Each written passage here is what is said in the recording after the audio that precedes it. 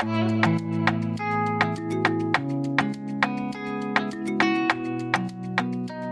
everyone, welcome back to the channel. If it's your first time here, welcome. I'm Lorient, and for the past few months I have been on a quiet weight loss journey. It's not something I've really been talking about on here, on my social media, even in my personal life. And there's a couple of reasons that I've been quiet about it. For one, in the past, whenever I've kind of like openly talked about, you know, my goals to kind of get healthier, I haven't always been able to stick to them. I share them thinking like that's accountability and that'll kind of help me as I go through, but it doesn't, and then it ends up just feeling like, I guess, public failure, which I mean happens. There's really no shame in that game. If you've never failed, I think that just means that you've never actually really tried to do anything that's really hard or challenges you.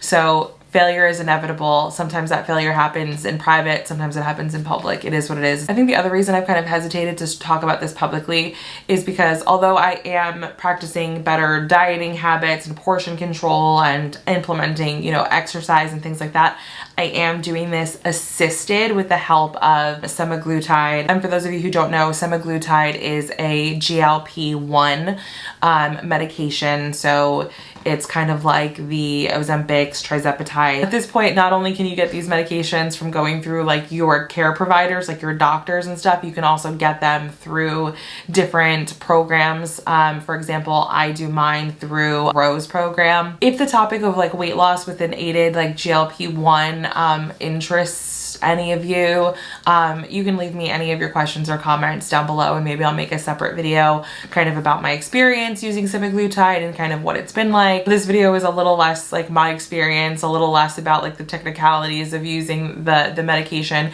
and it's more kind of fun. It's like the what I eat in a day. I don't know. I like what I eat in a day videos. Same as I like what's in my bag videos. I don't know what it is. I'm nosy about like how other people live and like what other people eat and what they do and carry with them. I don't know. And often I get meal ideas and recipe ideas from watching other people's videos like this. So hopefully this is the kind of video that interests you too. It's actually like 9:30 right now, and I haven't had anything today other than a couple of sips of water this morning when I woke up.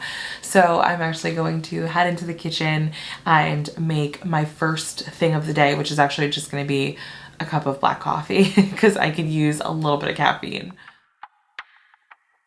It's kind of funny that I have this whole like elaborate coffee bar set up. I think it's really cute, but I drink my coffee black like 80% of the time. I tend to like flavoring and creamers when I'm doing iced coffee, which I only really do in the summer. And sometimes if I want to make myself a treat coffee, I will add them. But for the most part, I'm just drinking my coffee black, especially first thing in the morning.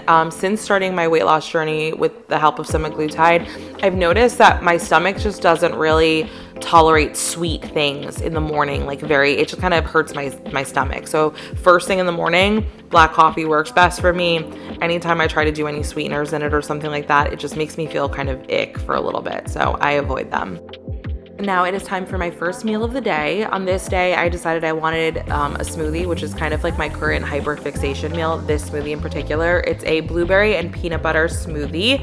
I got this recipe off of Instagram from an account called Train with Shay, and it tastes just like a peanut butter and jelly sandwich, which is one of my all-time favorite like nostalgic comfort food. Apparently the ingredients in this smoothie help to reduce your cortisol levels, and Train with Shay recommends that you have this in the morning before you drink your coffee to do that effectively. Now, I don't drink this because I'm trying to lower my cortisol levels, although I think that's a great side effect. I wish I could have this in the morning before coffee, but I generally have no interest in eating breakfast until usually around 10 o'clock, between 10 and 11 typically. I try to make this closer to 10 though, because I find this smoothie incredibly filling. And if I have this at 11, like I won't want lunch until like 3 o'clock. So I try to have this at 10, the latest, otherwise I will literally be too full for the rest of the day.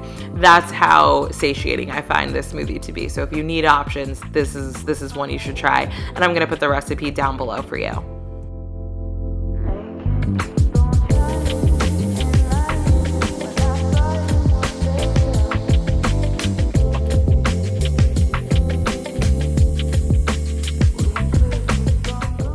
It's about 12:30 at this point, and I'm still entirely full from the smoothie I had earlier. So I'm forcing myself to drink this, but I try to drink every day 8 ounces of bone broth, and then I mix in like 3 scoops of my Vital Proteins collagen peptide powder. There are some benefits to collagen peptides. There's some benefits to drinking bone broth regularly. And I'm at a point in my life where, you know, I'm aging, and I don't even mean the looks part of it. That's whatever. But just your body, you only have one of those. And right now on a mission while I'm losing weight, I'm also just learning how to help support my body and my joints and my bones and all the things that I need, because I want to be healthy and active for a very, very long time. I have 2 crazy kids I have to keep up with.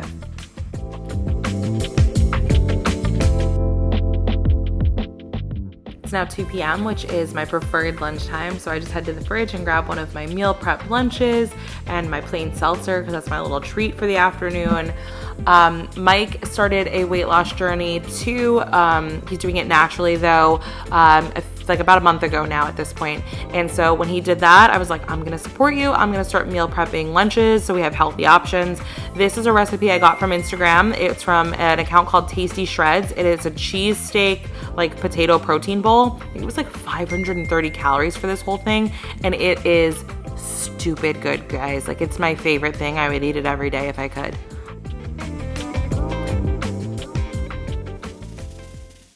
Now that it's getting cooler, I'm craving like soups, stews, and chilies all of the time. So I made a turkey chili for dinner. I used 99% fat-free turkey, which can be a little dry on its own, but there's so much like liquid in a chili that I feel like it helps retain the moisture, and so it's not too dry. I grew up eating chili over white rice. What about you? Did you eat it plain? Did you eat it over cornbread? I'm always like fascinated because I feel like I don't meet many people who grew up eating it the way I do. But when I am trying to like watch my weight or just be like conscious of how many carbs I'm taking in, I only mix about half a cup of white rice with as much cauliflower rice as I want. So if you're not a big cauliflower rice fan, try that hack, because I promise, even just mixing it with like a quarter cup or a half a cup of white rice or brown rice, you don't even taste the cauliflower rice in there. Like, it makes all of the difference, and it adds volume to your meal without adding extra like calorie and carb to it.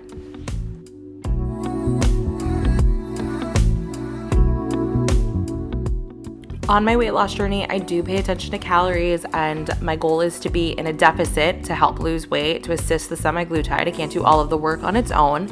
And I don't restrict myself though. So I eat whatever I want, whenever I want. It's just that day in and day out, I am making healthier decisions and I'm paying attention to portion sizes. Semaglutide has helped me not snack as much, which was a big problem before, like bored eating, because I kind of just feel full, so I don't feel like eating. And the other thing is that it helps me realize like when I feel full. Before, I would eat and I could not tell that I was full until I was like stuffed, like, oh my God, why did I do that to myself full? Now I feel myself approaching the point of full and I'm like, I'm satisfied, I don't need to eat anymore, and I stop.